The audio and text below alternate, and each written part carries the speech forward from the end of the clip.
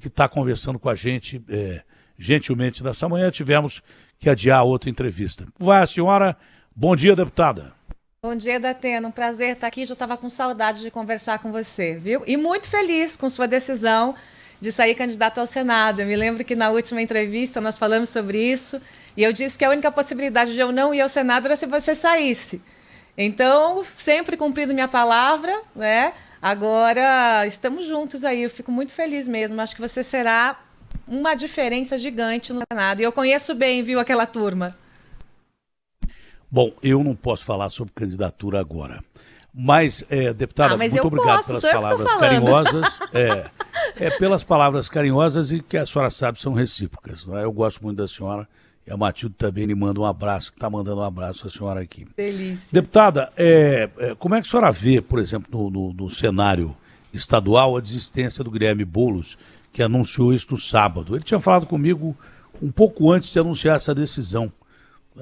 Eu tinha conversado com o Boulos um pouco antes dele anunciar essa decisão. Ele tinha me dito, eu não revelei, porque não era uma notícia, era uma conversa particular, tá?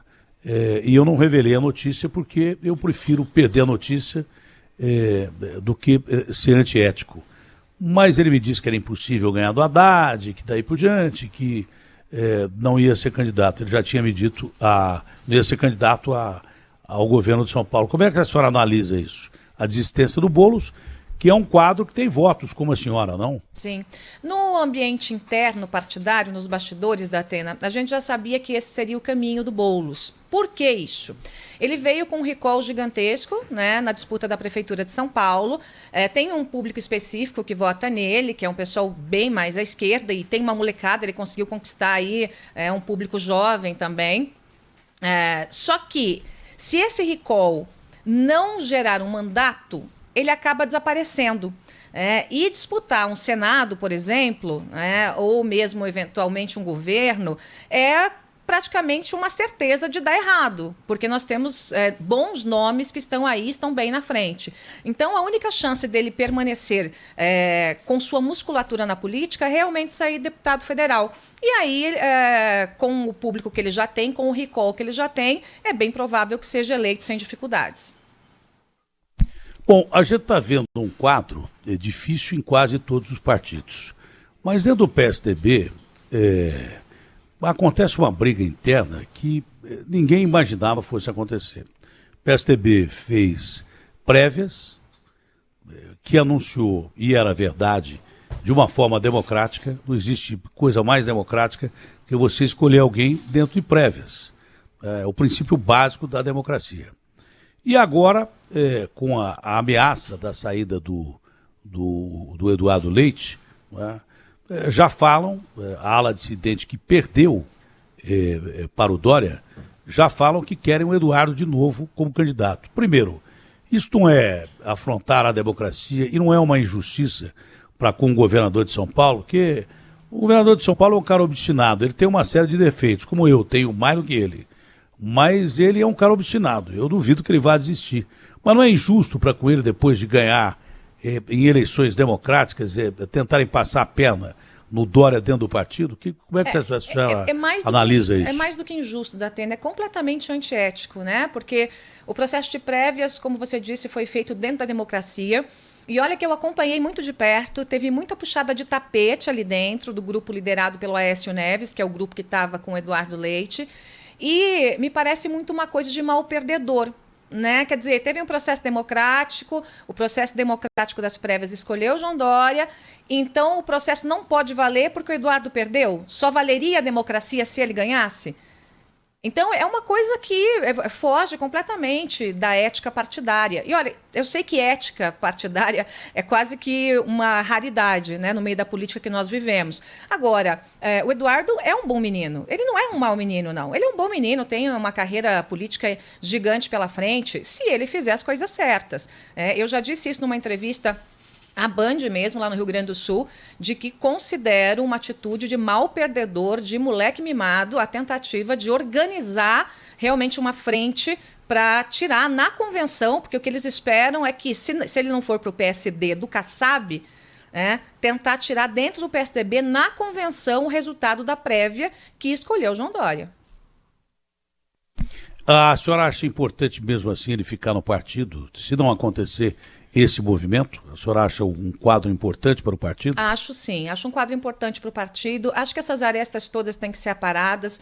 O João, como você disse, tem muitas qualidades, é obstinado, tem lá seus defeitos também. E um dos defeitos é que ele é cabeça dura, né? Ele é cabeça dura mesmo, mas o João não é de guardar rancor.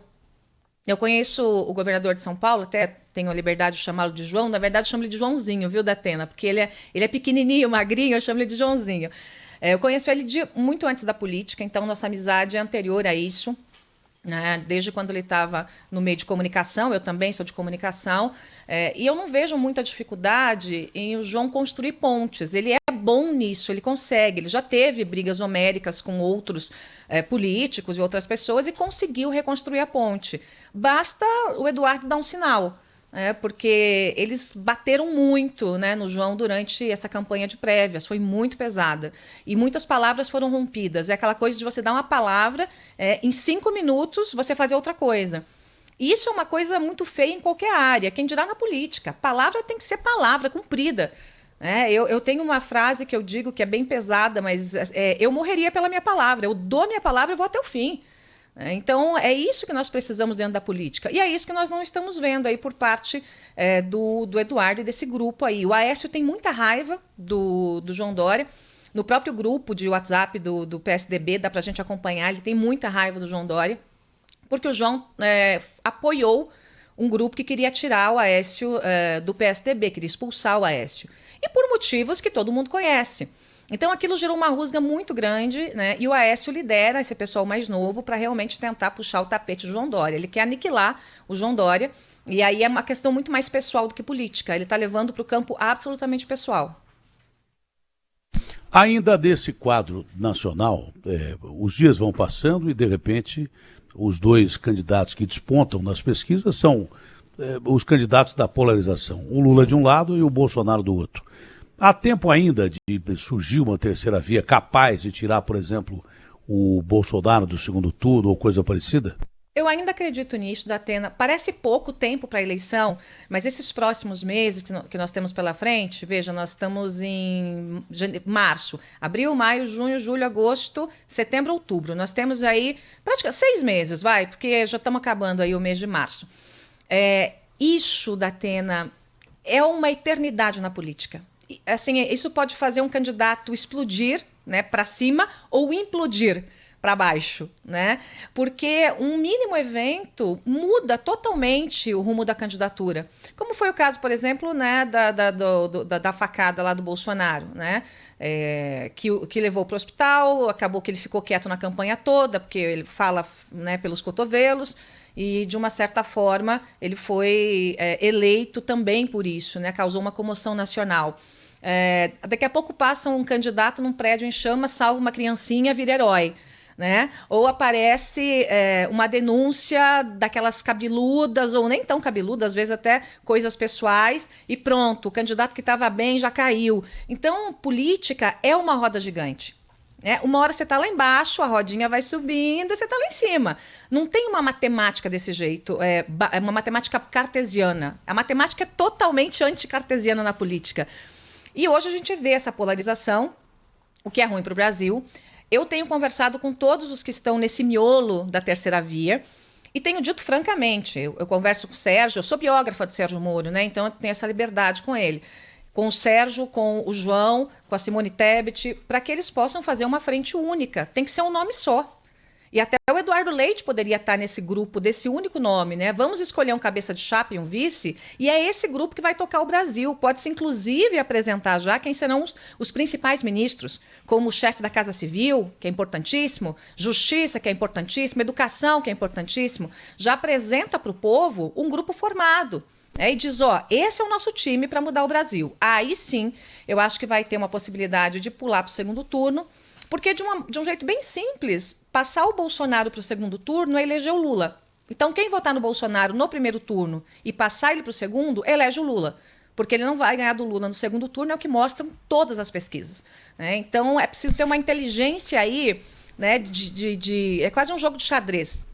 Né? Por que votar na terceira via? Vota na terceira via para colocar essa terceira via lá no segundo turno. E aí qualquer um que não seja o Bolsonaro vence o Lula. Olha que maluquice que é essa conta, né? Mas é assim que é, e a gente tem que fazer esse trabalho para explicar para as pessoas isso, porque muitas vezes a pessoa também não tem obrigação de saber meandros da política, né? A pessoa está cuidando lá da sua casa, está trabalhando, está, né, realmente querendo levar o alimento para casa, ela não tem obrigação de ser PhD em política. Mas cabe a nós explicarmos para essas pessoas como é que a coisa funciona e como é que pode ter esse efeito rebote no segundo turno, caso o Bolsonaro seja levado para ele. A terceira via fragmentada, ela só ajuda a polarização. Sim. A senhora tem total razão. O nome de consenso deveria ser escolhido, seja ele quem for, para tentar despolarizar essa eleição, que até agora disseram que está polarizado porque é o início, mas continua polarizado porque o outro lado, que seria a terceira via, se afasta cada vez mais um do outro. Sim. E aí a senhora tem total razão, representando esse lado seria um candidato muito mais forte do que essa fragmentação. Em termos de estado de São Paulo, nós temos aí o Haddad, que está disparado nas pesquisas, lá na frente, o Alckmin desistiu.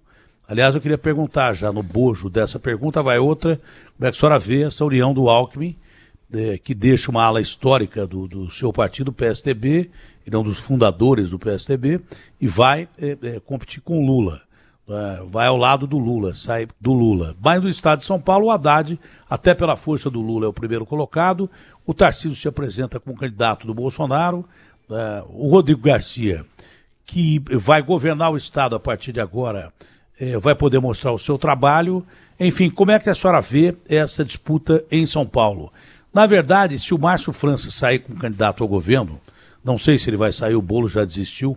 Se sair, eu acho que ele tem até chance. Ele racha um pouco a esquerda, mas fora isso, os candidatos do centro-direita vão ter que correr atrás da bola para conseguir chegar próximo do Haddad. Como é que a senhora vê?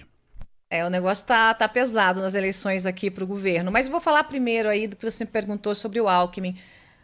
Para mim, foi uma decepção tão grande. O Alckmin é um político que eu sempre respeitei, é um político que sempre foi de centro, ele nunca foi de esquerda. É um político pacato, um homem preparado, foi bom governador.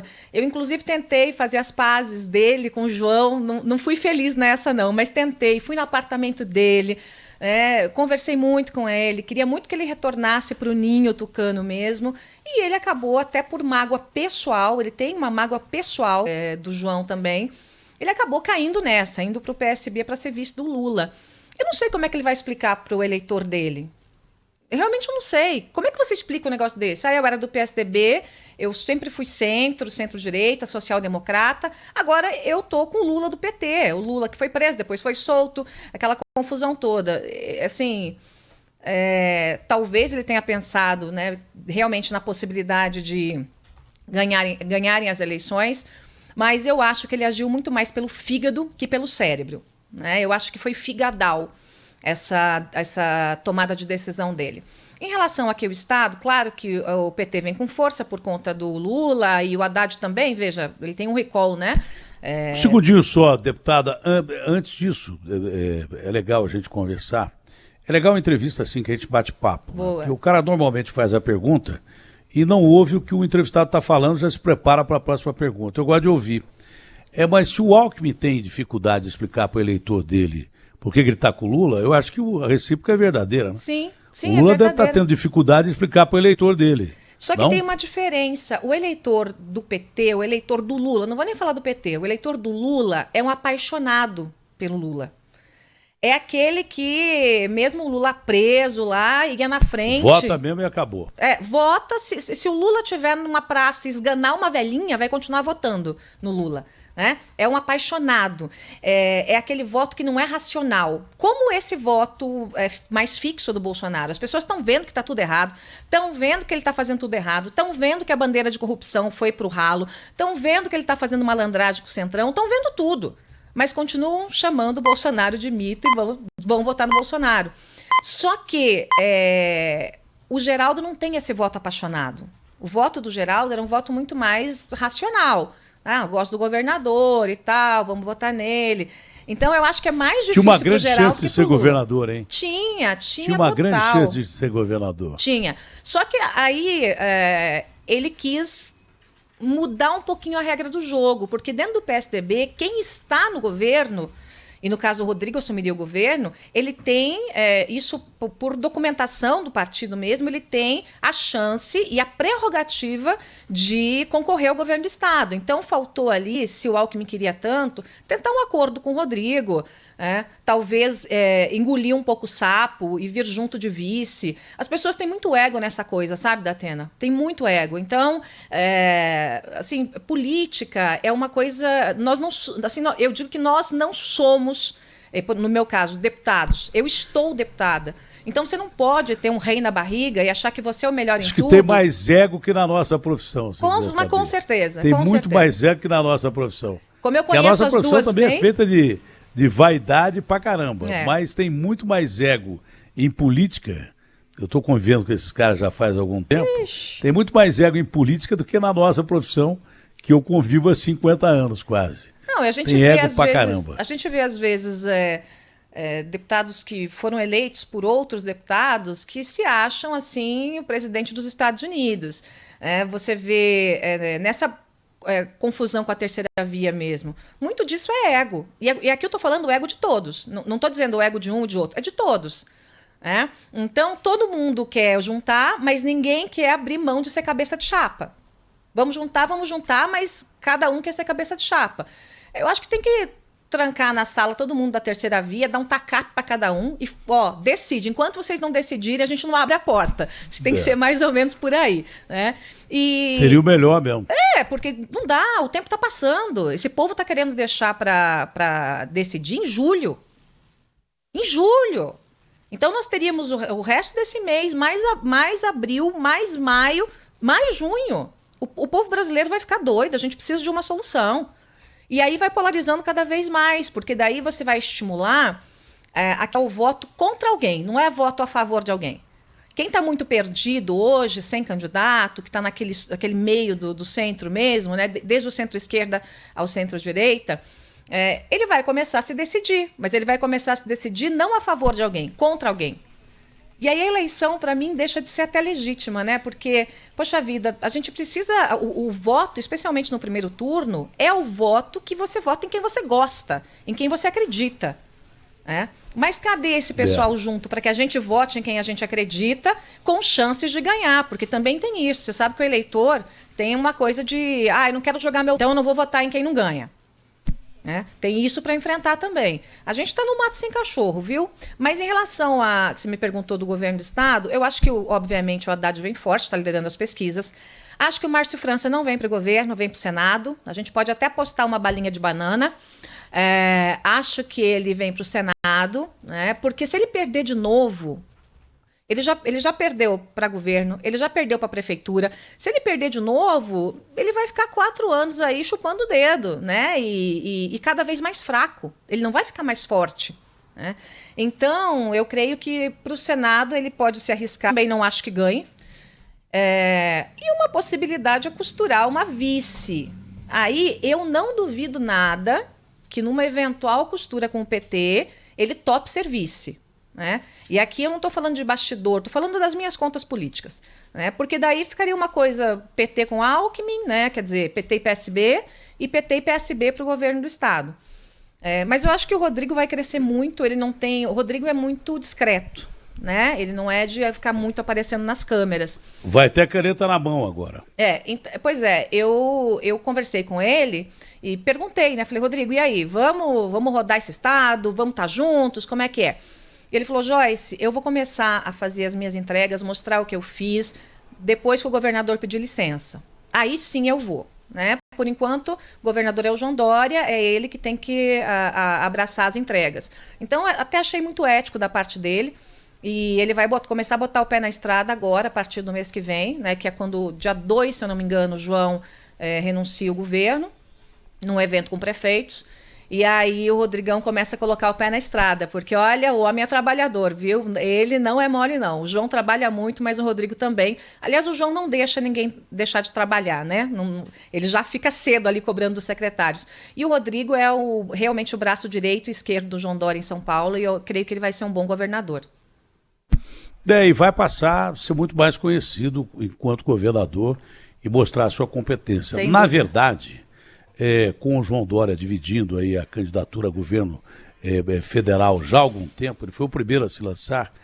Quem governa diretamente o estado de São Paulo, claro que o João Dória é quem manda, quem determina, mas já há algum tempo quem vem governando o estado de São Paulo, ajudando a governar o estado de São Paulo, é o Rodrigo Garcia, e dizem que ele é muito competente no que faz. É muito competente, O cara sim. ser batido pelo Rodrigo, por qualquer outro, num primeiro turno, na verdade não seria nem o Haddad, seria o Tarcísio, que é o nome novo Sim. dessas eleições, e que vem aí com o bojo daquele núcleo duro do Bolsonaro, já sai com 15%, 20%, coisa parecida. Pelo menos essa é a análise. O Rodrigo ou outra pessoa candidata ao governo de São Paulo tem condição. O Márcio França é um cara que é um bom nome mesmo para o governo, mas a senhora conhece muito bem de jornalismo, né? Porque a ideia inicial era essa mesmo. Era o Alckmin para governador, o França para vice, e eu tinha sido convidado pelos dois para sair candidato ao Senado nessa chapa, antes da aliança com Lula. Era essa chapa que sairia a governo e a Senado aqui em São Paulo. O Márcio França tinha como inicial pretensão de ser vice, mas acho que ele é um belo quadro ainda para disputar o governo de São Paulo. Ainda acho que é um belo quadro. Ele é competitivo, no Senado né? é mais difícil porque tem mais gente competitiva. Ele é. Mas no Senado acho que faz mais ou menos umas 2 semanas e achei um cara muito sensato, um cara muito capaz, extremamente capaz, tentando se desligar daquela ala dura do bolsonarismo, mas ele é bolsonarista, ele se declara bolsonarista. Vai ter os votos do Bolsonaro por causa disso. Sim. A senhora concorda comigo que o cara ser batido por quem quer que seja para disputar com Haddad é o Tarcísio? Sem dúvida. Assim, o Tarcísio, eu conheço muito bem o Tarcísio, eu fui líder desse governo, né? Então eu tinha uma ótima relação com ele. Eu acho que eu tenho muitas críticas a esse governo, mas é um bom ministro, até porque ele é cria do Michel Temer, né? Então, não sei se você sabe, Datena, o Tarcísio trabalhava no PPI com o Michel Temer, ele enquanto vice-presidente. Temer falou aqui. Então, é cria dele. Ele nunca foi muito radical, mas sem dúvida não vai ter como separar o Tarcísio do Bolsonaro. Não tem como. Assim, há de se crescer ali, espero que o Rodrigo cresça, para que o Tarcísio diminua na pretensão de voto dos paulistas. Mas ainda acredito que ele vai ter um teto raso. Ele está bem, ele tem 2 dígitos, ok.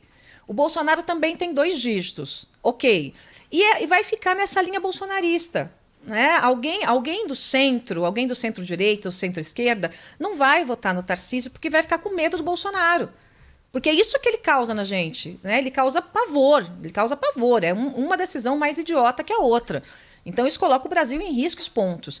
Então o Tarcísio vai ser muito confundido com o Bolsonaro. Então eu acho que ele vai ocupar aí um 3º, 4º lugar. O Rodrigo Garcia gastar a sola de sapato, né? Começar a mostrar o que fez. E aí eu acho que nós vamos ter 3 nomes aí perigosos, né?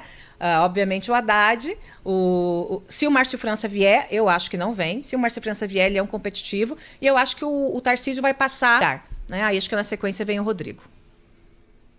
Mas a tendência do Rodrigo, governador de São Paulo, é crescer e crescer bastante. Então ele vai governar o estado. Sim. E vai aparecer. O trabalho dele vai aparecer. Não, é muita coisa que eles estão fazendo, Datena.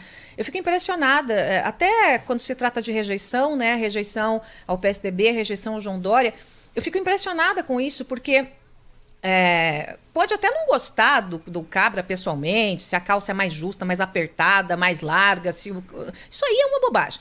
Mas em relação ao governo, esse é o melhor governo em relação à entrega de todos os tempos de São Paulo. Você chegou E ali é uma via, assim, o João e o Tarcísio, desculpa, o Tarcísio não, o João e o Rodrigo, eles caminham como se fosse um único ser humano com duas pernas, né? Os dois andando juntos, assim, colocadinhos, assim. Então, eles são um mix ali. O João é o criador da história, é o que faz e acontece, que manda fazer, e o Tarcísio é quem pega as criações... Por que eu tô falando Tarcísio, gente? E o Rodrigo. O Rodrigo é quem pega as criações e transforma em realidade. Então, o Rodrigo é essa mão forte do governo. E eu não consigo entender como um governo tão bom, porque é um governo bom, acaba tendo esse número de... Né, o que não deu certo? Né? O que foi errado na comunicação? Então, isso que eu acho que é um grande desafio para o ninho ali do João e do Rodrigo, para eles entenderem e alinharem essa comunicação com o eleitor. Porque eu vejo todo dia eles inaugurando obras, projetos. Eu tive em Presidente Prudente agora, final de semana, num projeto lindo que eles estão inaugurando, de emprego inclusivo para as pessoas com deficiência. Então, obra para todo canto. É incrível. Então, tem coisas que não se explica muito na política, né? Eu estou aqui, não posso dar opinião, mesmo porque eu não posso, e estou aqui na condição de entrevistador. Mas a Joyce... além de ela está como política, mas é jornalista. Foi uma excelente jornalista e premiada pra caramba, então ela tem que ser respeitada nas análises que ela faz politicamente falando, não só por estar dentro do sistema, tá? Mas como por ter feito várias coberturas de eleições passadas. Para finalizar, deputada, um deputado hoje vale ouro, né? Impressionante. Tem partido que não vai lançar candidato, mas vai lutar para ter o maior número de deputados que puder, o que hoje vale ouro. A senhora é uma puxadora de votos. Como é que a senhora analisa esse aspecto dessas eleições, que é um aspecto particular, mas muito interessante? Eu, particularmente, Datena, não gosto do sistema proporcional. Para quem não sabe o que é esse palavrão, é assim, se tem um monte de candidato... a maioria vai receber votos, aí você soma os votos dessa chapa toda e aí você divide pelo coeficiente eleitoral. Então, para fazer uma cadeira aqui em São Paulo, precisa de 300 mil votos. Então, eu fiz 1.100.000. Então, eu fiz a minha cadeira e ajudei a eleger os próximos, né? O outro tinha 180 mil, eu trouxe. O outro trouxe. A outra tinha 70 mil, eu trouxe, porque os votos que sobram vão preenchendo as cadeiras dos outros parlamentares. Mas por que os partidos ficam tão assim animadinhos com os deputados? Porque deputado significa dinheirinho no cofre do partido, né? Por quê? Porque é o número de votos que esses deputados fazem no total que geram o fundo partidário e o fundo eleitoral para os partidos. Então você veja que o PSL, que virou União Brasil, era um partido pequenininho, não tinha dinheiro, não tinha absolutamente nada. Aí fez uma bancada gigante, né? Só que em São Paulo foram 10, né? A mulher mais votada para a Câmara dos Deputados da história dentro do partido. E aí o partido já encheu o bolso de bastante dinheiro. E assim, sucessivamente, todos os partidos estão de olho no fundo. Eu, particularmente, eu votei contra o aumento do fundo partidário. Acho que o fundo, aprendi a achar, eu não achava não. Acho que o fundo é importante, mas deveria ser bem pouquinho. Sabe aquela coisa, bem pouquinho para cada um? Só para não ficar muita gente fazendo pedindo favor para o empresário grande, depois vem cobrar o favor e a conta é maior, sabe? Eu tenho muito medo disso. Eu brinco com as pessoas. Político não pode andar em jatinho. É um orçamento público mais transparente, como tem nos Estados Unidos. Sim, né? Sim. Uma coisa bem clara, e menor, claras, né, Datena? Né? Menor. 5 bilhões é brincadeira. Claro. Né? Não dá para... Brincadeira mesmo. Não tem como, né? Parece até que é dinheiro para vender produto ruim, né? Exatamente. Produto que é bom não precisa de muita publicidade, né? Exatamente. Então, eu acho que algumas regras tinham que mudar. Por exemplo, vamos fazer campanha. Legal, campanha. Como é que faz? Faz no celular, meu filho. Não precisa contratar uma produtora big, mega, que custa milhões. Não, você pega seu celular lá, liga a câmera, vai fazer e acabou. Tem um monte de efeito especial. Se tivesse essa regra, por exemplo, a gente já abaixaria o fundo para menos da metade. Por quê? Porque são as grandes produtoras que levam, né, a maior parte desse dinheiro. Né? E tudo é super faturado numa campanha. Um advogado, é para campanha, ele já não cobra o mesmo do tradicional. Né? Um contador, é para campanha, então já não cobra o mesmo, cobra 10 vezes mais. Então é faturado e eu acho que o Congresso tem que tomar vergonha na cara e arrumar isso. Olha, é uma boa ideia essa do celular, eu já dei essa ideia lá atrás, é muito boa, mesmo porque tem muita produtora que usa esses celulares de hoje, tem capacidade de gravar até mais que muita câmera profissional. Deputada, foi um prazer grande estar com a senhora, um ótimo dia, sorte aí da política como sempre, porque competência a senhora tem, foi um prazer falar com a senhora. Obrigada, Datena, um beijo para você, para Matilde e conte comigo, viu? Abraço grande a senhora, deputada. Fica com Deus e saúde acima de tudo, que é o que interessa. Amém. Para nós. Teixeira, a política muda de uma hora para outra, né? Essa decisão, por exemplo, do Boulos, né? A Joyce é uma candidata que sempre foi uma candidata forte, né? Mas ela analisou bem, né? Eu acho que a análise que ela fez do geral aí é uma boa análise, Mas a gente vai ter aqui em São Paulo uma disputa acirradíssima.